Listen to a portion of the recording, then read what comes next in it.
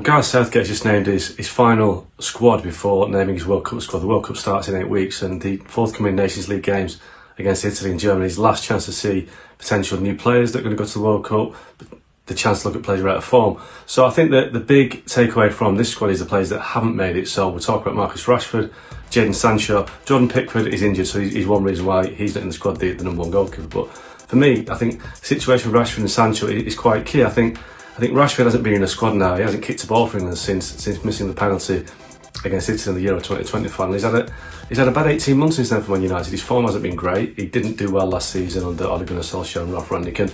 He dropped out of the squad on form last season, and even if he'd been fit this summer, I still think it would have been a borderline call-up for the squad, because he's had a couple of games where he's done well against Arsenal, against Liverpool, but there have been times when Rashford has looked off the pace again. So even when Rashford gets fit, I still think he's got a battle to get into the squad, because he hasn't done enough now for the last 2 years for me to merit a place in the squad. So he's going to go right to the wire, and it may all depend on whether Southgate is able to take a 26-man squad or 23-man squad to the World Cup. It could be as close as that. I don't think what he's done for England in the past merits him walking back into the squad. So it's a big test for Marcus Rashford between now, I'd say early November, between before the World Cup actually squad comes onto us. So I think Rashford has got maybe a 40-60 chance of getting the squad. I think the odds are against him. Sancho, I think the same. I think Sancho has dropped out of the picture even more than Rashford. I think he's had, again, an up and down time at United. I don't think he's done enough so far. He's looking better under Eric Ten Hag, but I don't think he's done enough again to merit a place in the squad.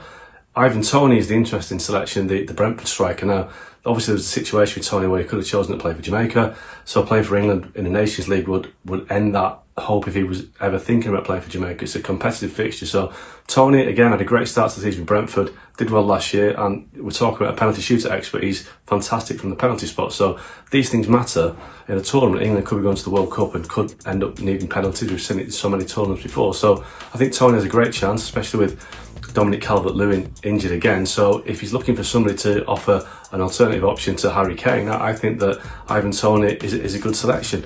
Another big call, Harry Maguire.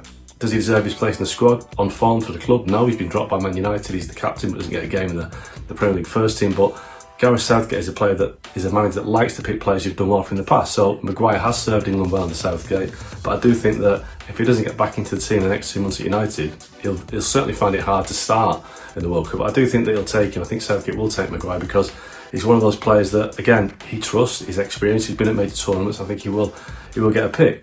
So it's an interesting squad. I think with 2 months to go to the World Cup, a lot of players that haven't made it have got an uphill battle to climb. I think another player that he's probably looking at getting into the squad is Trent Alexander-Arnold. We know that in the past Southgate has been, shall we say, dubious about his qualities. We know that he's a great player going forward, but in recent weeks at Liverpool, we've seen how defensively he can be targeted, and we've seen it in so many games that Alexander-Arnold, as a right back, primarily right back, it can be a liability at times to his defence. So Southgate has made that point in the past. He's overlooked him in the past. So I think with Reece James, Kieran Trippier and Kyle Walker, Trent Alexander-Arnold's got a real battle on to make the World Cup squad, even though he's in this one. So interesting times ahead, but I think the games against Italy and Germany, massive games, big tests, I think it would give us a good indication as to what is coming next. But if you're asking me now, will Rashford, will Sancho go to the World Cup, I'd say no.